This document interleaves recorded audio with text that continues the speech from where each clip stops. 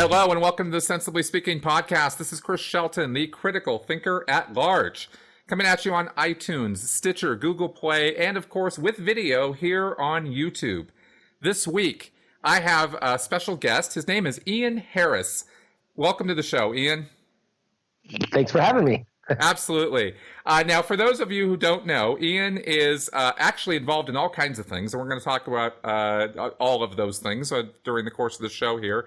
He is an atheist, a comedian. He is a very experienced MMA fighter and trainer, and lots of other things. So let's just go ahead and dive into some talking about this. First thing is, you know, an atheist comedian is kind of, as far as I can tell, is as rare as a conservative comedian. Like, there really aren't that many of them. You know, so many comedians tend to be left wing sort of thing. What do you? How did this happen? How'd you get into all this? You know, it's funny because a lot of people say the exact opposite in some level. Where they say there must be every comedian must be an atheist, and it's funny because there are a ton of atheist comedians. There are tons of comedians that are atheists. Let me say that. Well, that's right. They are right. Atheists, but they don't make jokes about atheism. No, and there are a few that do it really well. Like Ricky Gervais, who's not really a comedian. I mean, he's a great comedian, but he didn't start out as a stand-up. He has delved into stand-up recently. Like, that's his thing now, and he loves it, and he's good at it. But you know, David Cross is phenomenal. He does some great atheist comedy. There's a Keith Lowell Jensen, he's not like a super famous guy, but he does a lot of good comedy. He's an atheist, and he does atheist comedy. There's quite a few good atheist comics out there, but most of them don't do their entire. I call myself a skeptic comic. Like, I'm a skeptic. I'm a free thinker, and I'm definitely an atheist. But all of my material is informed by skepticism and critical thinking. And everything I do, I try to come at it, even the mundane stuff, which I don't do a lot of. I don't do a lot of relationship jokes or whatever. But if I do, it still comes at it from, here's a myth about relationships that is not based in science. Because to me, comedy is about what you think is ridiculous, and I find people who believe things without evidence as ridiculous. I find that ridiculous. So yeah, I wonder, like, sometimes why comics don't do more of it, because there's a lot of material there. There's a lot of, you know, and I guess it's because the majority of the crowds aren't atheists or might get really offended by that sort of stuff. It's the one thing I feel that no matter what I talk about, it's the one thing where people still get angry, even if they know who they're coming to see. If they're remotely Christian or whatever, they will always take exception to that. Well, you said this joke. Well, I didn't really like that. But they don't have a problem with the other stuff I said that they may have agreed with. They may be kind of into astrology, and I do some astrology jokes, and they don't get angry at the astrology jokes. They go, okay, I'm dumb. I get it. I do stupid things sometimes. We all do. But if I say, yeah, you kind of believe in a talking snake, hey, they get crazy about it. And it's like, I think that's why people don't want to touch the subject, you know? But yeah, there are a lot of comedians that are atheists, but yeah, I think that it's, you know, for me, I've been doing comedy 25 years, and I started doing regular comedy. I'm an impressionist. I was known for years and years for doing impressions, and regular comedy. Like, my stuff always came from where I'm at. I was born and raised an atheist. I've always pretty much been a skeptic. My comedy's always kind of come from there. But I did regular comedy, as I call it. You know, like, I did family, relationships. I did all the normal stuff. And I did some religion material and this and that. And I took a while off. Like, I took 5 or 6 years off. I had a daughter, and I didn't want to be on the road full time. I was doing other stuff. I was directing and editing and trying to make movies and doing voiceover work and starting a gym and these sort of things. And I just didn't want to be on the road with a baby, you know, with my daughter never seeing me, not knowing her dad because he's gone 40 weeks out of the year. So I took a little bit of a break that turned into like a full hiatus. Like, I wasn't on stage, even in LA. I wasn't going up at all for like 5 or 6 years. Kind of had quit doing comedy. And when my daughter was 6, I remember it was my birthday. My wife was out of town, And I had been thinking about this, you know, like my daughter knows me as an MMA guy. My daughter knows me as a voiceover guy. My daughter knows me as an editor. She doesn't know me as a comic. And that's how I identify. Like if people ask me, I'm a comedian. Like that's who I am at my core. And here's my daughter who's her entire life, she does not know her dad as a comedian. And I'm like, that's weird. So I went to an open mic and I brought her. It was an open mic at a coffee shop so she could come. And, you know, none of the people knew me. They were all new comics. They, you know, they hadn't never seen me or heard of me. So I go up and I do my 5 minutes and I hadn't been on stage in 6 years and I crush it because was a professional headlining comedian for years. And my daughter's watching me versus all these other guys going up there and fumbling around trying to do 3 minutes comedy. And she was just amazed. And I could see her from the stage in the back of the room and just watching her face. And I got off stage and people were like, who are you? What are you doing? What, you know, all the open micers. And, you know, and I said, yeah, I forgot. I do really enjoy doing this and just talking about stuff. And people are like, I can't believe you talked about that on stage tonight. Cause I went up and just said, I'm going to talk about whatever I want to talk about tonight. And I think I went up and did a bunch of atheist material and people were like, I can't believe you just did that. That's crazy. And I thought, you know, I'm gonna start doing this a little bit more because, you know, I really miss it. And within a year I had I decided to tape my first hour TV special, which was Critical in Thinking, which I taped at the end of 2012. It was released in 2014. It all of a sudden I started just doing, my thought was, well, if I don't need to make a living at this, I'm going to do what I like talking about. I don't care if I get a TV show. I don't care if the comedy clubs that used to book me don't book me anymore. Why do I care? I'm not doing it for them. I'm doing it for me. And so I started going up and talking about atheism and skepticism and you know, kind of getting a little down and dirty and you know, and attacking people's beliefs and going, this is kind of silly, you know, and not trying to be shock value, but kind of like, can I do a funny argument and say something and at the same time be funny? And it was like the best period of time for me. Like I was so prolific as a writer during that time because I was so invigorated. And then all of a sudden I became an atheist skeptic comedian. And it was like, how did that happen? You know, it was just me being me. And it was like, yeah. And that was six years ago.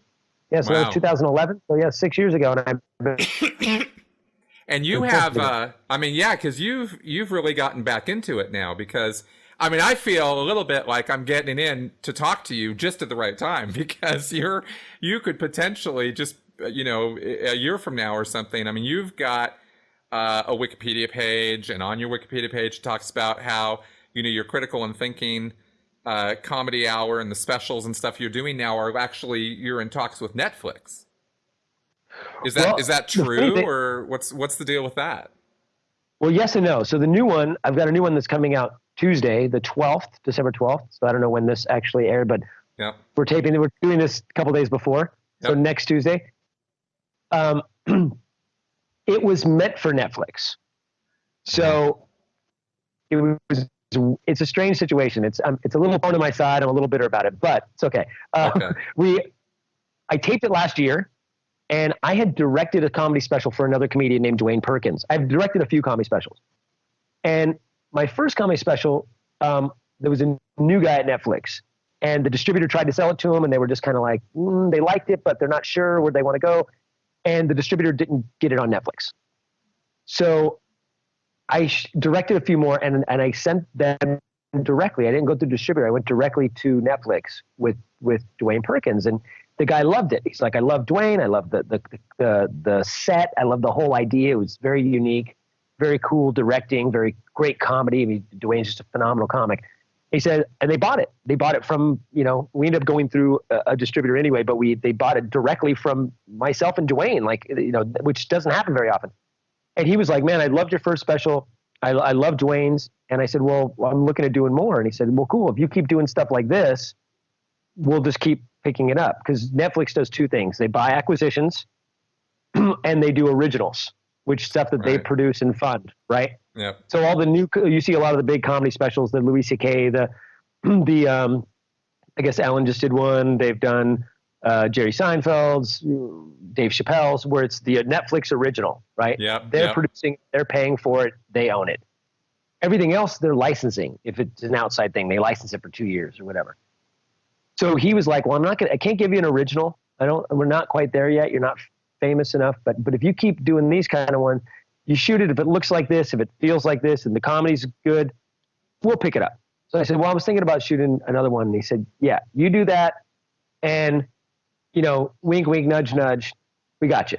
It wasn't, yes, we have a contract. Yes, it's an original, but yeah, we're a thing now. We got this, me and you. We like, yeah, okay, good. You like it. I like you. You like me. I like your stuff. We bought some stuff from you. We got a relationship now. When you're done, show me what you got. Okay. So I shot this thing which is why I didn't say for Netflix, why I was in talks with Netflix, because it was like, once it's done, I give it to him. And I was 99% sure it was like, it's a done deal. Well, by the time I finished editing it, he had gotten moved out of the comedy division. Oh. And new comedy people came in, and those people were comedy insiders, people from another network and people from a big comedy festival that already have all the people, and one of them had been there for a while, but they were the ones that did all the big deals because they know all the comedy people, all the Chappelles and the Seinfelds and the Chris Rocks and all those $30 million deals. They did those through their comedy connections. Well, so now here I am. I'm tied to the old guy who has been moved out. And now I got this new group of people that, yeah, we know what we're doing. We just signed Chappelle and Chris Rock. We got this. So now I had to convince them. So my agent sent it, and who knows them, who handles a lot of big comedians, sent it to him. And for 9 months, I'm like, are they going to pick it up? Are they going to pick it up? Are they going to pick it up? What's going on? No answer, nothing. Then I heard that they had passed. Oh, we just have too much going on. And then I finally got it to somebody. My partner got it to somebody, one of the two people who he'd known from before, who I knew a little bit. And she looked at it. She goes, I haven't seen it yet. I'll look at it. She looked at it and she goes, it's really good. She goes, for all my years doing this, it's one of the better performances I've seen. She said, I thought your material was really good. The stuff you did that had been touched on before, it's a pass because we are no longer picking anything up. We're only doing originals. Oh. So now and I've got this comedy special that I thought was a done deal. I thought January was going to be something. I thought it'd be on air by April. I didn't even get them to look at it till October, a year after shooting it. And then it was, no, it's not going to Netflix. So I put all this money and did all this stuff into it on this on this, kind of like, again, like under the table. Yeah, we got you, guarantee. And now I'm stuck with this thing that I think is really good. And I mean, I spent a lot of money and did a lot of stuff to make it happen. So now it's, I'm going through a distributor. And I liked my first special. My first special was good, but I'd been back doing comedy for a year. And what I did was really niche and really edgy in the sense that it was like a lot of talk about religion. This one is, I still do that because that's me, but I've softened it a little bit. It's going to iTunes, Amazon, Google Play, all of those VOD sites. And I went through Adam Carolla's company, Chassis Media. So they're distributing it, and they got it up on all the platforms. And I think that's going to help because I just was on Adam Carolla's podcast yesterday. He's got, millions of subscribers. So I think it's going to help get it out there. And I think once people see it, it's going to get a lot more steam. And then the last one, if you go on, I mean, it's got stellar reviews on iTunes, but if you go on Amazon, it's like 50% are 1 star and 50% are 5 star. Right. Everyone was either like, this guy's great, I love what he's doing, or people are like, this guy should die. Right. Like, yeah, every review is that way. And I get it. It's Amazon. Everyone's on Amazon, and I'm sure they'll go, oh, comedy, click on it, and it's like, Jesus isn't real. No, and they hate me. And that's fine. So this one I think won't get quite as much vitriol from the people who disagree with what I have to say. So I'm hoping that this one's going to go off on its own, and maybe we end up getting something later with it down the road, or hoping maybe Netflix gives me a third one that's an original. Right. Right. Well, it's an interesting thing because it is polarizing, and it is, atheism is a niche market. Right now. I mean, it's not a broad-based thing. 75% of the country is Christian, as right. I understand the statistics going, and that's 3 out of 4 people. So when you're like literally saying your most closely held beliefs, 3 out of 4 of you are ridiculous. Some of them have something to say about that. I thought to myself, before the show, before we were talking here, I thought it's kind of a good thing you're an MMA guy, because if you were out there doing stand-up, doing this, I was like, how many people confront you after a show of like, motherfucker, I want to kill you right now because you've just, has that ever happened? Not so much like angrily like that. I do get people who come up, normally not after okay, so I do 2 types of shows. Yeah.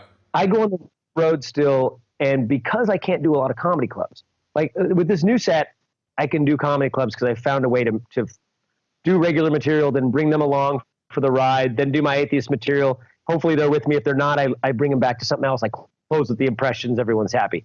The old set, it was a lot more beat you down, and comedy clubs are like, can't do it because we're gonna walk people.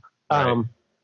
So what I was doing was producing my own shows. I'd go rent a theater in a town, and then I would put on my own shows, and I would really go after the atheist skeptic community and try to get a couple hundred people to come out. And sometimes that works out really well, and other times it's an area that the community, you look, you go, oh look, there's 800 people on this Facebook page on, whatever, Tucson comic, Tucson atheist. And it's like 3 of the 800 people come out.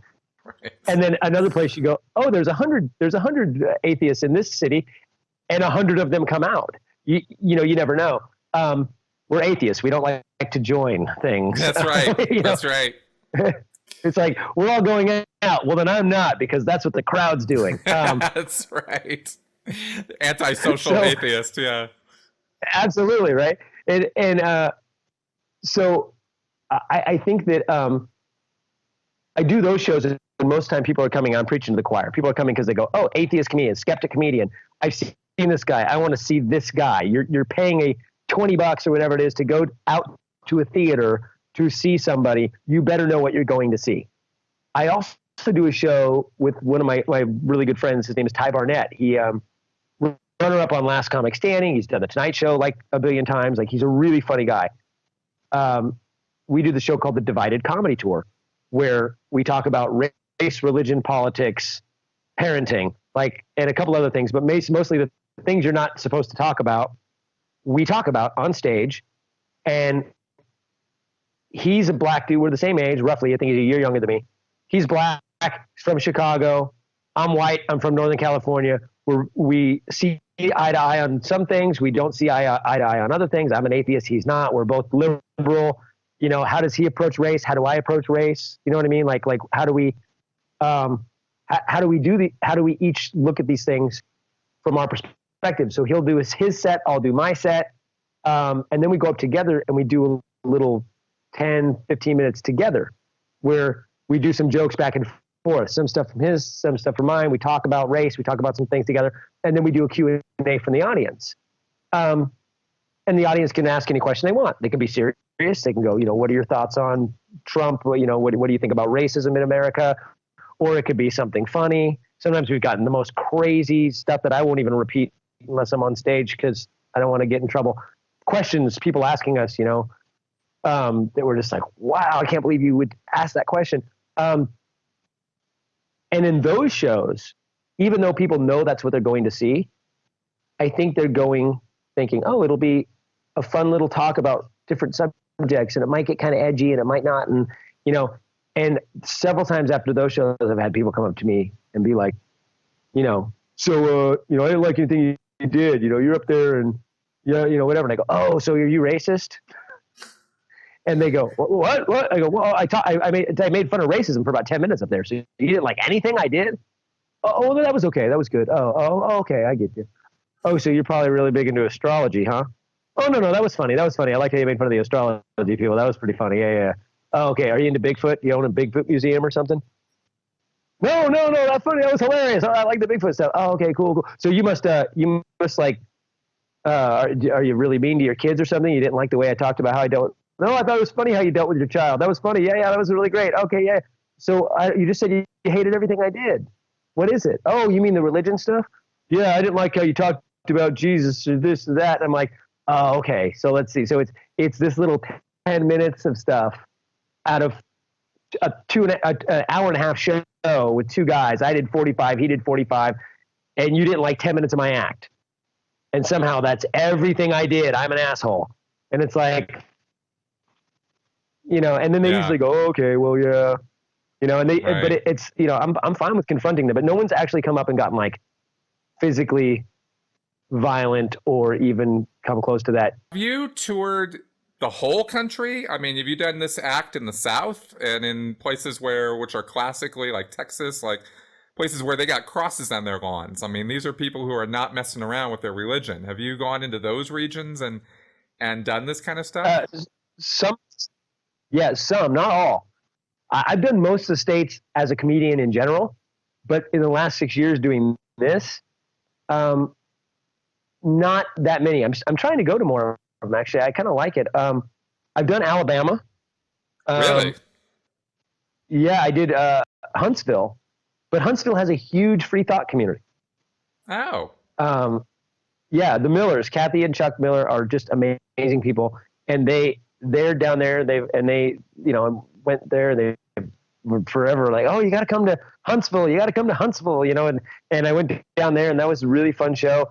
I did Nashville, it's in the South, but Nashville's like LA light right now. It's pretty hip. It's pretty happening place. And I'm wanting to do some shows in Texas. Of course, Austin is like San Francisco South. Yeah. It's like, yeah, it's awesome and progressive. I'm not, that's not. No, Texas. Austin is a risk-free environment for you. But, something more, but exactly. Something like Dallas or, Fort Worth or something like some place that's going to be a little bit more guns and the gun rack and the Confederate flag and the classic South sort of, thing. I was just kind of, I've done a few, and I'd like to do more. Bill Maher, actually, I got this from Bill Maher, and he says, people always ask him, like when you see at the end of his show, it'll say, I'm going to be in, whatever, Lynchburg, Tennessee. I'm going to be, whatever. He's all these crazy places. And you're like, why, Bill Maher, are you going to this deep South or this and that? And he said one time, I know these are red states, and first off, there are cities within red states. Almost all cities are blue. And it doesn't mean they're irreligious, because there's a lot of, Christian Democrats, but they're a little bit more progressive, but cities are almost always lean blue. But even the rural areas, or even the places that are red, it's like, if it's 90%, 80% hardcore right-wing Christians, there's 10 or 20% that are in the closet. They're starving for anything. They're constantly surrounded by Jesus and nativity scenes and all this, the right-wing propaganda machine, all this kind of stuff is in full effect. It's like Fox News year round, So when he comes into town, those 10%, which might be 40,000 people, they all buy a ticket. Right. Whereas you go to LA, where there's 13 million people just like you, none of them give a shit. Right. They see it every day. It's not a treat for them. They're like, okay, whatever, And I find that sometimes that's true. Like, people go, well, you went to a town of 10,000 in Arizona, like some small little town in Arizona with 10,000 people, and you sold 200 tickets? I'm like, yep, because those 200 people were dying for somebody to come and talk to them. Right.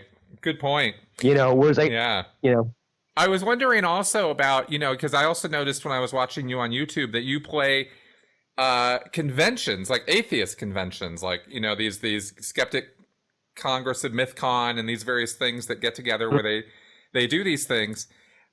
I wanted to ask you, because you've been to a number of these things now, and we don't really talk about this a whole lot. I've never actually had a guest who I think has been around like you have, where you're literally touring or going around to these places, and you have your eyes open when you go into these towns and conventions and stuff. What would you say are the demographics of the skeptic atheist community from your own observation? I'm not talking, I'm not talking about statistical breakdowns or anything, but like, right. What do you see? It's a lot of old white people, which is funny because you think the stereotype of Christian Republicans is old white people. And you go to these skeptic conventions and it's old white people. And I think maybe it's because they're retired and, it's usually educated old white people. So maybe, they were professors, they were, people who were, professionals, whatever. And maybe they're retired now, or maybe this is what they do for fun. They're not going to go cliff jumping in Hawaii. They like to go and listen to people talk and that's their thing. And maybe young people are like, not really my deal to go sit and watch lectures all day. And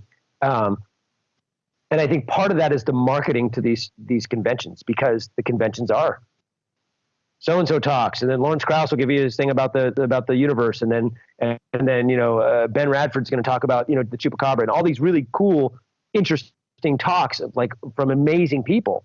But I'm just wondering, maybe the younger people go, yeah, I don't want to go spend my weekend in a hotel room or in a hotel watching people talk. If there was music, or maybe if there's this. So I think that might be what it is, but it could just be that the majority of outgoing skeptics and atheists are old white people, but you don't see enough, in my opinion, younger people, even though that's the demographic that's now. They say, we went from like 10% of the population to like 20 something percent of the population in the last 10, 15 years. Right. And that's because all the younger generation, it's like almost 30% of people 18 to 22 are irreligious on some level. They might not be atheists, but they're agnostic or nuns or whatever you want to call them. I don't think they go to conventions, and I think that's the only reason you don't see them there. It is funny though, because I'm not young, but I grew up. I'm not old either, but I grew up in the '80s punk rock scene of San Francisco. I'm from Santa Cruz, so I grew up in this kind of hippie counterculture, and mixed with punk rock, which was huge in the Bay Area back in the '80s, and so that's how I grew up. Like, I grew up was like, I'm kind of this anti-establishmentarian. I've been an atheist my whole life. I'm always been fairly politically active. The punk rock scene in the '80s was always about politics, and the mantra was always, we're going to succeed where the hippies failed, and and fight the power and all this kind of stuff. I grew up with that, and my act is kind of punk rocky. Like, I've been referred to, like, people write articles about me, and I've been twice called, because I'll wear, like, the way I dress on stage. Sometimes people are like, oh, it comes out looking like some punk rocker, and attacks the audience on their religion. And it's funny because I've gone with people who opened for me, and they're like, oh man, it's really exciting. I'm really excited. It's going to be so much fun. All these young people are going to come, and we go to this town, and the room fills with blue hair. and the openers, who are usually 10 years younger than me, are like, I thought it was going to be like a bunch of like punk rock people, and like, like, you got to look out and see mohawks and, people with, pickets. And I look out and I see a bunch of old people, 70s. This is your audience? These people came here and paid $20 to see you? Why? And I'm like, because these are the people that pay attention and go to conventions, and these are the retired, I'm in a college town. These are the professors, not the students. They're the ones who know who I am and who appreciate what I do, because they're the ones who've gone to the conventions. And it's very funny to me that's the crowd, but it's a hip crowd though. Interesting. And I think you're making a good point though about the way that those conventions are marketed. This is something that I am on the board of directors of my local secular group here in Denver, the Secular Hub. And appealing to people with families, with kids, this is a thing. This is something we're working on. Right. Is how do we do that? And you're right, because atheists, secularists are not joiners, and they tend to be loners, and this not loners. That's not the right word to use, but I mean they're not always married with kids, and this this kind of thing. It's not a universal thing that they're young yuppie types or something. There are a lot of older folks in our group too. Do you think it's because there is a lack of like entertaining activities, like music and comedians and more lively things. Lawrence Krauss is awesome, but let's face it, he's not, the hip guy. He's Lawrence Krauss. He's an astrophysicist. Right. It's a kind of a dry, very mathy, very physics-y kind of field that he talks about. And he tries to make it sound a little sexy sometimes, but it's Lawrence Krauss. He's it's a lot of info. Yeah, it's a lot of hard data. So I'm wondering, would you say we would, maybe draw in more of the younger crowd to this scene and make it more of a scene that this is a thing to be part of? There's a few ways of doing that. I think, unfortunately, we've gotten so splintered in the last couple of years because, and I think part of that is that atheism isn't a thing. Right. I mean, it's a thing, but it's not a belief.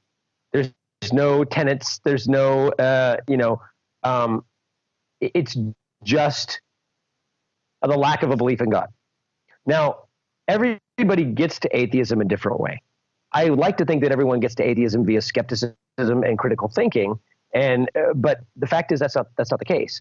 A lot of people get to atheism because they're fed up with their religion, or they do have an emotional thing, the same way people go to religion because they have an emotional event happen to them, or they just realize, God, religion is bullshit. This is ridiculous, and they watch a few YouTube videos and they get convinced, much the way these people have been convinced by flat Earth. They watch too many YouTube videos and they go, well, I don't know how to this guy seems to be making sense. And he asked me questions and I don't know how to answer these questions, when they could easily Google that question and get the answer. Exactly. They go, makes sense to me. And I think there are lots of atheists who are atheists because they watched Lawrence Krauss, they watched Neil deGrasse Tyson, they watched, Dave Silverman, and they go, wow, this guy makes a lot of sense. And I'm fed up with my religion and I don't like my religion. And I can tell that my religion is bullshit. I'm an atheist now. But maybe they never actually got there via real critical thinking and a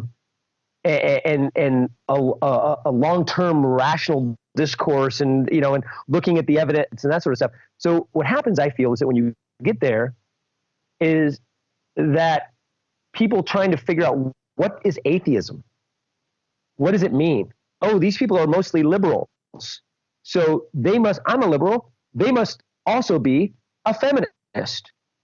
Right. Okay, so atheism is feminism. Well, for many, yes, but to assume that is wrong, because there are people out there that are atheists that are not feminists. There are people that are atheists that are conservative. I don't know how that works out, but there are libertarians who are fiscally very conservative, and they might not vote for Trump, but they're atheists. So what happens is, I think a lot of atheists go, I'm an atheist movement, we're activists. We need to be activists about feminism, and we need to be activists about, LGBT rights. We need to be activists about this. We need to be and that's all great.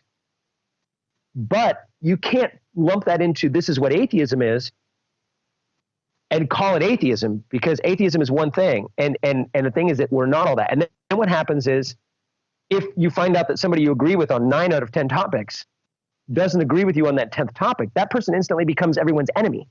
Mm-hmm. And I see people vilifying people in the community who they disagree with on one thing. I've seen it with Sam Harris. I've seen it with Dave Smalley. I've seen it with a bunch of people where they're like, this guy's anti-Muslim, so he's a right-wing Nazi. That's right. He's not a right-wing Nazi. He just doesn't think, he treats Islam like he treats Christianity. And that doesn't make it mean he's racist. He's talking about the beliefs. Different thing. Or this guy might be kind of conservative. He might be kind of, he may be a lower taxes guy. That doesn't necessarily mean he's a pro-Trump, right-wing government corporate shill. Doesn't mean that. And it doesn't mean that he's not an atheist. So I think in terms of doing of these conventions is we have to, I think the long-term goal is they should really less be about atheism and be more about rationalism or skepticism or free thought, where we can talk about different things and we can have that conversation about feminism from a rational discourse perspective. Like, and that can be a talk. Because it's not an atheism, and then atheism can also be a section. We can have the atheist room over here. We can have the LGBTQ room over here. We can talk about that. We can get together, and the people that want to do that can get together and form coalitions and do what they want to do, all under the guise of free thinking and skepticism. And atheism should be a part of that, a cog in that. And if you're not an atheist, but you're a skeptic in many other ways, but you're kind of on the fence about atheism, cool.Maybe you can check out some of the atheist stuff. Maybe not, And I think that's kind of where they need to approach the conventions for one, and do a lot of activism, because young people are into activism. And the other thing is entertainment. I know so many kids growing up that are atheists now at my age because they listen to the band Bad Religion, and who is a really awesome band. And Greg Graffin is a professor. He's taught at like Cornell and UCLA, and he's always been educated and always been smart. And he's been speaking lyrics in his punk rock that have I remember people going, I don't even know what that word is. I got to go look up that word. What is he talking about? Reading his lyrics and going, what is this guy talking about? It's like, this is a song about anthropology. Are you shitting me? And people going, oh, what's he talking about here? Oh, I better look into that. And then it's like, oh, this punk rock idol, this singer, this band that's badass. They're talking about real shit. They're talking about science. They're talking about politics. And they're talking about things that now I'm into. And I think that actually gets a lot of people thinking and brings a lot of different generations in. And, and using some of these, there's a lot of good, there's hip hop artists out there. There's Graydon Square, and there's Buck Bowen, and there's people out there that could bring, Baba Brinkman. There's people out there that you can bring in that appeal to a young audience, that have something to say, and don't just have them up there talking about, oh, today we're going to have Killer Mike from Wu-Tang Clan talk about physics. No, have him rap, goddammit. That's what he does. Exactly. I think if they had more of that, they would draw more of those kind of crowds. I think we're on the same page on that. And I also think that the splintering of the atheist community over the social justice issues is something people talked about ad nauseum. And I don't have an atheist channel as such, so I haven't talked about it a lot. My audience is not as familiar with it as, except unless I have atheist listeners who might also be listening to Sargon and, some of these other guys who are more splintering and more divisive. My take on it is, hey, let's talk truth. Let's not be an asshole about it. And I think that's where some of these guys lose sight, and it generates views, it generates controversy, but I think it's bullshit. I really don't think that's the way to go about it. I totally agree. I think if we bring in another word, which I think confuses a lot of people, but I think it really is the glue that binds, it's humanism. Yeah. I think that's really the thing that lends itself more to the activism that we're talking about, that a lot of atheists would call themselves humanists if they either understood the term or they do understand the term and they do call themselves that. And it's more of a humanist activism, because humanism is about humans. It's about people. Right. And the equal rights platform and the human rights platform fits humanism so much better than it does atheism, because atheism is exactly what you just said. It's nothing. It's a vacuum. It's a void. But I wanted to bring that up because I wanted to ask you about that. What do you think about what I just said, as far as I think humanism is more the glue that binds that together? Absolutely. And I think I remember having this discussion. I think it was the CFI summit, one of the conventions I did, where there was actually a discussion, and there was also a buzz going around where people were like, we need to split this up. We need to stop having atheist talk at skeptic conventions. And it's becoming all about atheism. This isn't all about atheism. And then the humanists and the skeptics and the atheists were like, I'm tired of coming to the convention to hear about Bigfoot. Mm-hmm. I'm here to talk about atheism. And my thought is, well, why can't you do both and just go to the stuff you want to go to? There's 3 rooms going on here. Why can't Bigfoot be over in room A? Joe Nickel could be talking about that there. And over here, you could be talking about physics with Lawrence Krauss, which is science, and it doesn't really, it's not specifically about either, but it's also about both. Yep. And then over here, you could have David Silverman talking about, his firebrand atheism, or you could have somebody talking about atheist activism in a form of humanism. How can we get politically active and actually, win elections and get seats under the banner of humanism as opposed to atheism? Because who's going to be anti-human, right? Why can't we do all those things and put it under one umbrella? But just because it's under one umbrella doesn't mean it has to be splintered, or it has to be all one thing. It can be both. It can be one thing of humanism and critical thinking that covers a lot of topics. And again, you don't have to like all of them. Yeah. Just because you don't like all of them doesn't mean you have to hate on them. And that's what I'm saying. Like of course I don't know that I don't go to humanist meetings, but if you ask me if I'm a humanist, I would say yes. Is that the first thing I say? If somebody asks if I believe in God, I say, no, I'm an atheist. Oh, are you a humanist? Yes, I believe in most humanist ideology. Yes, I because humanism is another step. It's atheists or non-believers that also have this other thing to them. We're also have other beliefs on top of our non-belief of God. Right. So, but I get if that's not your thing. If your thing isn't skepticism and Bigfoot, fine. You don't have to go out there and go, Bigfoot isn't real, astrology isn't real. You don't have to. It's okay. But I bet you also do agree when you look at the science that, yeah, that's bullshit. And when you look at, some of these other issues, these political issues, for the most part, we probably, even the kind of conservative atheists, I haven't met an atheist yet who's against civil rights. I haven't met an atheist yet who's against, I hate calling gay rights. They're human rights. All civil rights are human rights. But I haven't met even the most conservative atheists I've met are pro civil rights. So yeah, we're all on that same page. And that's part of humanism, I think, Yeah, it's a divisive thing, and I really wish it wasn't. And I agree completely with what you're saying. I think, well, can't we just kind of tolerate a mixture of things? And apparently some people just can't. And they just really have a chip on their shoulder. And some of this, I think, also is at least from my experience of it, is also some trolling that's going on, right? Where you don't know where it's coming from. You go through YouTube channels and you look at comments and you don't know who these people are, and they're out there. I don't want an atheist talking about, gay rights anymore. I don't want atheists talking about this or that.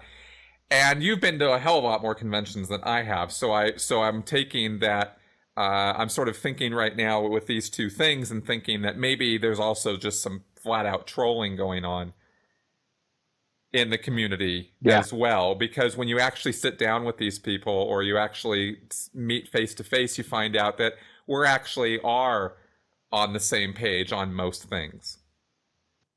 Right. Or the differences are not huge and they're not fist on the table. I must destroy you now because you have some differing view on one thing.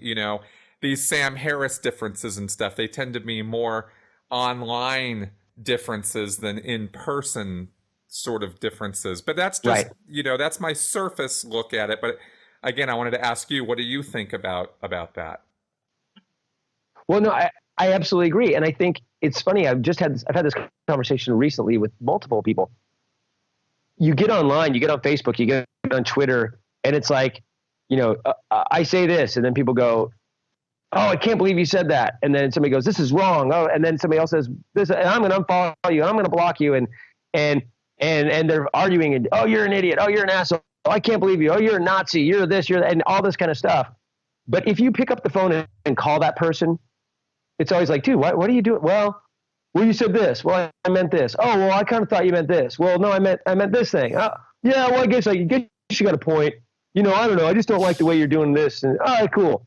But if we left it to Facebook or wherever we're on, whatever social media we're on, there's some weird kind of posturing that goes on. Yep. And there's always this weird. So it's like you act differently when other people are involved in the conversation than you would one-on-one. And I feel like the further you get away from one-on-one, the more brazen you are and the more irrational you get. Because if I message somebody it gets a little bit more rational. If I pick up the phone and call them, it gets a little bit more rational. If I meet them face to face, we're best buddies.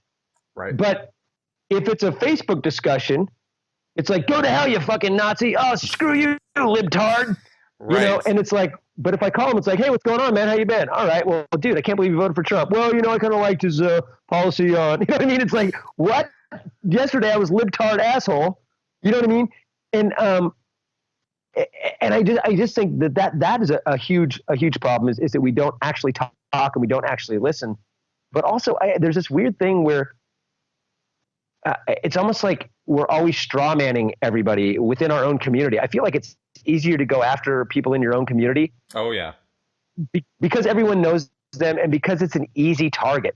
Oh, I can find this where I disagree on this one small thing. I can build this guy up to be this horrible person, and I can tear him down, and I can turn some of my friends against him because they know him and they know he's kind of an asshole. But you know, he's usually good at, but he's kind of an asshole. And I can tear this guy down because then I don't actually have to go after anything real. I don't actually have to try to take down a Donald Trump or a Steve Bannon or a Richard Spencer. I can attack Sam Harris and call him a Nazi when we all know Sam Harris isn't a freaking Nazi. Right. But I can call Sam Harris a Nazi and I can attack Sam Harris for being a Nazi and I can win this battle that Sam Harris is a Nazi. And all I'm really doing is splintering my own community and enabling the Nazis. Exactly. And that's where I get very sad watching that happen, because Sam Harris is probably one of the most eloquent speakers in our community. You know, in terms of the atheist world, the man is really smart and he knows how to put words together. And I don't agree with some of the things that he has to say about the Muslim world and why, and some of the motivations behind what goes on in the Muslim world. But I respect the hell out of that guy. And I get, you know, and sometimes I'll post quotes of his on Facebook and, Sam Harris, he's a douche because he thinks da da da da. And I go, yeah, but what about this quote? Oh yeah, no, I like that quote. Right. And you're like, then why did you have to trash Sam Harris right now? Why'd you have to do that? Why do you have to even go there when this quote that I just posted makes a lot of sense, is a very rational thing to say, and something I think we should be talking about, which is why I posted it. Right. You know, but the first, sometimes the first commenters are getting in there and they just have to like ad hominem the guy, you know, and you just go, yep. What are you about, man? What is this about? I thought we were trying to be on the same page, you know? Yeah, why tear down him and make it and give fuel to the people that we're trying to fight? Right. Why are you fighting the guy that agrees with you 99% of the time? And you're helping tear this guy down. You're giving credence to these assholes that we're really trying to fight. You're giving them strength. You're taking the people that are on the fence, and there are people that are on the fence that I mean, I've heard of, you know, like I know a lot of people don't like Dave Rubin. I don't really know the guy. I've listened to a lot of stuff he has to say, and I certainly don't think he's a right-wing nut, but I've heard recently him saying, well, the left's abandoning me. I'm no longer on the left anymore. So does that mean he's going to now become a conservative? Are we losing a guy who's got who was on the left, who was a voice of reason on some level, because he may be wrong or he may differ from us on some issues? Whereas aren't we free thinkers? Aren't we rational thinkers? Aren't we critical thinkers? Aren't we supposed to have the discussion? That's the thing that kills me, is like people on the left, and I'm very much on the left, but this leftist, this regressive left, whatever you want to call them, yep, the people that all the Trump people hate, aren't we supposed to have discussions about these things as free thinkers? Yep. And it comes down to, like, you know, there's issues that I probably disagree with people on that that I've said something about or posted something about, like Sam Harris. Okay, so you disagree with him about some of his stances on Islam. Okay, well, first off, let's have the discussion then. Mm-hmm. Maybe you convince him and he changes his mind. Maybe he convinces you and you change your mind. Or maybe you misunderstood something he said and you actually don't disagree. Mm-hmm. You go, oh, I thought you meant this when you meant this. And I find that a lot of times, like yesterday, I got into it with a friend on Facebook. I was angry about, you know, and I have to still read all the new allegations with Al Franken, but and I disagree with a lot of really good friends about this. I actually had a friend email me and go, you're wrong. And I said, okay, let's get on the phone and talk about it. I was pissed because I'm like, okay, Al Franken's stepping down via pressure. And I'm like, we on the left, I get, we're trying not to be hypocritical. I get we need to support women. I get all of this sort of stuff. But first off, accusations are accusations. And until they come out, I want to see what happens. I want to see the investigation. I want to see if it's true. With Al Franken, I see at least the first 4. I feel were a snow job. I feel that somebody was trying to tear him down, or I feel that somebody was trying to go, oh, fine, let's go after a left winger and let's see if these Democrats are hypocrites and see if they ask him to step down, just like they're talking about Roy Moore and Donald Trump. And they wanted us to go, no, we like him, us. And then the right wing to go, see, you're a bunch of hypocrites. But the thing is, this is a false equivalency. I don't know about the latest 2 I haven't read. I know somebody said that he forced kissed somebody. I don't know about that. I have to read the details. Yep. The other one was, we're asking him to step down before this because he took a picture pretending to touch a woman's breasts. Been verified, he did not touch her, he pretended to. Now this is a woman who he knew, who he'd been on tour with, who was kind of a provocative person. I'm never saying that because she was a Playboy bunny or whatever that she deserves to be sexually assaulted. Not saying that. What I'm saying is that was her thing. On tour was like, woo, I'm the sexy girl and I'm going to smack the guy in the ass and I'm going to kiss the soldiers and look at me, woo. And that was what her entertainment was. I'm up on stage and I'm seeing, and they were friends and they were doing the thing together. And I think he probably thought, oh, this is kind of funny. Ha ha. I'm going to play a joke on my friend. Let's take a picture and make it look like I'm touching her tits. Ha ha ha. And it may have been completely wrong. He even said, yeah, that was probably stupid and childish. But I can't count how many times when I was younger and I was passed out drunk or whatever, that my friends, took a picture with their junk on my forehead or did something stupid because they were playing a prank on me. Or I was with another comedian on the road and they did some kind of fucking prank on me that was completely inappropriate. But I go, oh, you asshole. I don't go, oh, you were harassing me. I go, this guy was being a jerk. It wasn't a sexual, it might have been something sexual, but and I look at her and I go, she's had this picture for 10 years. She didn't seem to be too traumatized by it.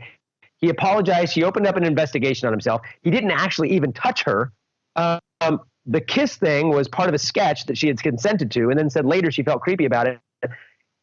A Trump supporter, a Fox News, I feel like that was a setup. I feel like she threw that out there, like, well, let's see if they go after their own. Let's see if they get rid of Al Franken. Right. And we bid on it, and we're like, okay, let's take one of the best senators, the best voices of reason in the Senate, and get rid of him. Meanwhile, Roy Moore gets a job.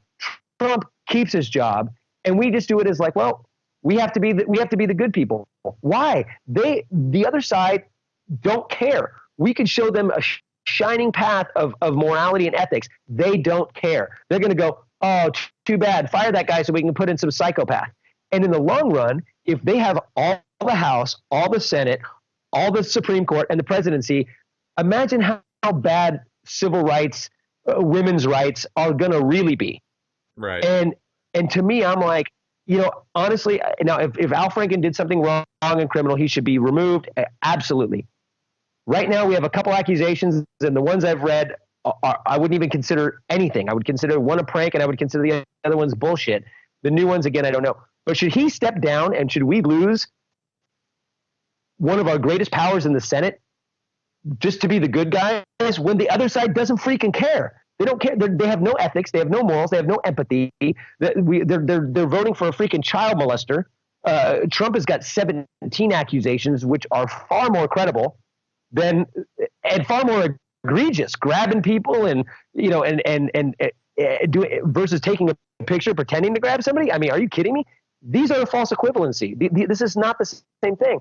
And that's my opinion. Now, if you don't agree with me, that's fine. We can argue. You can say, hey, man, here's why I think you're wrong. I think he should step down because I think if he steps down, somebody better is going to step in, and it makes us look good, and we don't lose a seat because it's Minnesota. And we can have that argument. But to go, fuck you, Ian, you're a misogynist, you hate women, I'm unfollowing you. Right. I hate women because I think somebody's scamming.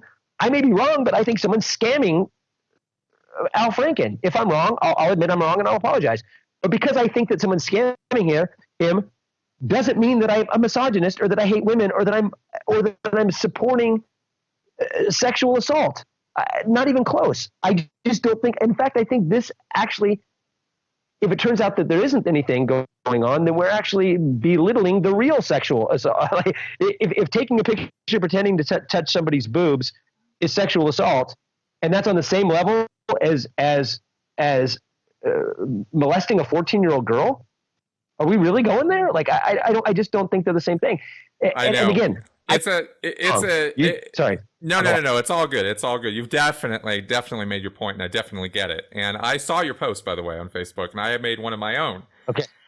Very similar. I was not quite as vitriolic as you are, because I don't particularly post that way. But but the point was along the same lines, and I was convinced by a commenter who talked me down a little bit. About why an alternative point of view of why this was probably a good move on a longer term basis. And I said, okay, thank you very much for telling me that and allowing me to look at it from a different point of view.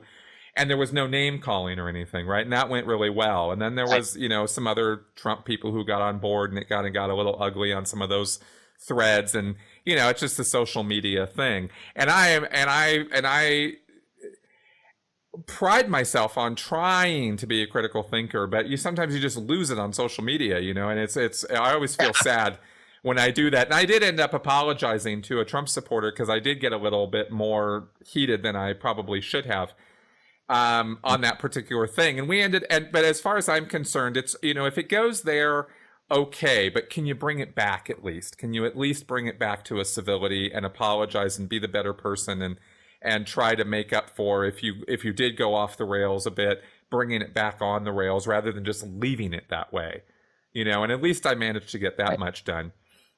This is very, very, very hot topic, but all I really want to comment on in terms of this huge thing that's going on right now is that my fear, my concern, and my concern or worry about it right now is the mob mentality. And I think we can all agree that happens, and it's unfortunate when it happens. It shouldn't happen, but we kind of can't. At the same time, we can all it's the weirdest dynamic. We can all individually, one-on-one, talk about mob mentality and agree that it's a bad thing, and then turn around and contribute to it. And I wish we could somehow be better than that. I'm not quite sure how to do that, though. Yeah, I'm with you. I don't know. And it's funny, like the littlest thing will make people choose sides and jump on each other. Yes. And with the same topic, I remember one of my friends said, "We need to believe all women."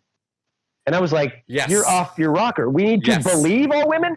That's insanity. Are you going to tell me that every woman is this virtuous, perfect angel who would never lie? Are you kidding me? I know people who would lie about their best friend if it got them ahead. Male, female, black, white, straight, gay. It doesn't really matter who you are. I know there are horrible people that come in all shapes and sizes, and I don't believe. Why would I believe anyone on faith? Now, should we listen to all of the stories? Absolutely. Should we take every single story seriously? Absolutely. Always listen. Always deal with it credibly at first, but believe them first? No, I don't believe anybody unless you show me the evidence. Why should I believe them and not the guys? Like this idea that I get it, we're guys, white male, I'm the worst person on the planet, and I'm not some men's rights activist guy, but come on, it's getting a little ridiculous. All white men are not the devil. Many of them are, but just because of that, I am not an evil person. It doesn't mean that my word is automatically wrong and yours is automatically right because you're a woman. That's not the case. I definitely 100% think we should take every single case seriously, even the ones that we look at and go, yeah, this person's lying, this person. But fine, let's treat it. Let's flesh it out and let's see if it's real. Let's get to the bottom of it, and that way we can definitively say, no, she was trying to scam him. Or, wow, he really did do these things. Or maybe it was somewhere in between. Maybe it was kind of consensual and later on she regretted it, or she didn't, she was felt pressured. Okay, well, and he didn't realize that he was pressuring her. Okay, maybe there's a middle ground, but we automatically believe somebody. That's nuts to me. And just me saying, wait a second, no, we don't automatically believe everyone. It was like right down the middle. Yeah, Ian's right. We should listen, but we shouldn't believe. Other people going, you're just positive. Shut up, white man. Quit mansplaining. You know? And I'm like, wow, really? We can't even talk about whether or not we should believe everybody at face value. That makes me, that's going to divide us down the middle and create this hate on both sides. That's crazy. Exactly. I had the exact same thing happen to me on Twitter, where I responded exact same way to, or not exactly the same. I'll tell you how I responded. It was this hashtag believe all women. And I went, no. I said, no, how about, because I said, because, you know, women lie just like men lie. To automatically make this a black and white issue of, you know, all women always tell the truth. What are you, crazy? You know, no, why don't we try promoting a hashtag use critical thinking? You know, let's try promoting something that actually promotes good, rational thinking about this with objective evidence and supportive information and corroboration, and let's like really approach this in a way that doesn't create black and white thinking and mob mentality, because that's what black and white thinking kind of goes to, right? And man, absolutely. I had this guy just try to just destroy me on Twitter over this, you know, rah! But the basic argument he was making was men have owned the conversation for so long. Men have been the ones who have been believed over women for so long that we have to allow the pendulum to swing in this other direction in order to bring true justice. And I said, no, I'm sorry, that's faulty logic. It's just not. No, you always support the line of truth and a scientific method, if you will, you know, a show me the evidence, show me how things, you know, if you're going to make a claim, you better substantiate it with something that actually makes sense, that I can rationalize and reason with, and then I can give, then and only then can I acknowledge the truth of that statement. Right, whether it's a woman or a man making that argument, I don't care. The gender has gender. Right. Truth is genderless. That doesn't matter. Right. You know, that was my problem with that. And I get what they're saying. Oh yeah, that well, truth. You say that, but for years, truth wasn't genderless. Truth always was the man. That's right. Well, first off, that's not necessarily true, because I've known as long as I've been alive, you could just make an accusation of anything sexual. If someone says, hey, this guy sexually harassed me, this guy raped me, this guy did whatever. Even I've known people who had accusations and proven it in court that the other person was lying and the other person was trying to get something out of them, was getting back at them, getting revenge because they cheated or whatever the deal was. And still, years later, that's the rapist. Oh, that's the guy that sexually, you know. No, it didn't happen. It was bullshit. I have the documents to prove that this was somebody who was trying to slander my name, and somebody was trying to get me in trouble because they were trying to get. That's happened forever. So this idea that it's always the guy that's not even the case. Now I do get that men have had power for a long time over women. That is absolutely true. But again, that's wrong. It shouldn't be that way. Right. So to go the other way and go, okay, well now let's fuck everybody over on the other side. Excuse my language. Let's screw everybody over on the other side. Whatever. That's not how it works. You don't just go, okay, well good. Now it's your turn to be wrongly accused. And why? First off, it's completely different people too. Like if my grandfather did something, it has nothing to do with me. So I should automatically never be believed again because, 50 years ago, my grandfather was an asshole. What does that have to do with me? Exactly. It becomes a very toxic environment. And I always am sad about that because you try to bring reason to it. And sometimes you really do literally feel like you're the guy standing up in front of a literal mob that just wants to tear things down, you know, and I'm afraid that could happen in this situation. I'm trying to talk reason in it as much as I can, but you know, it's a rough situation, and the injustices have been legion, and if we don't acknowledge those, then we're also just as wrong. You know, on women. Absolutely. Women have been subjugated. They have been slaves. They have been human trafficked. Those things have happened in greater percentages to women than they have to men. And we have to own that too. Absolutely. And so it's always just a difficult, nuanced conversation to have. And unfortunately, those things don't lend themselves to memes very easily. Well, we're going to wrap up here. I very much enjoyed having you on here, talking to you about all this stuff. Where do people... Great, thank you. Yeah, absolutely. This is good. Where do people find your work? We talked about it earlier, but let's wrap up by referring them specifically. Where can they see you? Well, my new special, Extraordinary, it's going to be out December 12th. Again, depending on if it's after December 12th, it'll be on in perpetuity. So December 12th, it comes out. It'll be on Amazon, iTunes, Google Play, anywhere where there's VOD. Video on demand should be. Some of the cable sites won't have it till the first of the year, but it's going to be pretty much anywhere. You have a Roku or an Amazon or an Apple TV, you can search it and find it. It's called Ian Harris Extraordinary. It's my latest special. Hopefully you guys like it. It's 73 minutes. It actually features a little mini documentary for the credits in the end that has Lawrence Krauss, Penn Jillette, Julia Sweeney, Cara Santa Maria, Aaron Ra, Paul Provenza, and Kelly Carlin, all talking about art, science, comedy, and it's a cool little intro I did. And then I've also got a bunch of little videos that I'm going to play of their actual full interview. I'm going to put those up online so that people who they see the 2-3 minutes in the credits, they'll be like, oh, what's that? They can go watch the whole interview. They can watch the whole Lawrence Krauss interview. They can watch the whole Penn Jillette interview, whatever. So that's going to be out. And then my old one, Critical and Thinking, is still out there. So if you guys watch the new one first, though, the new one's more relevant. Awesome. And then my website, ianharriscomedian.com or skepticcomedian.com, and I'm on Facebook all the time. So find me on Facebook. I'm on Twitter a bit, but I like to be on Facebook because you can really interact a lot more. And I love talking to people on Facebook, and I'm always touring and doing shows, and I let everyone know when I'm doing shows. I actually come to Denver and Colorado a lot. So I'll be letting you know when I come back there. Absolutely, yeah.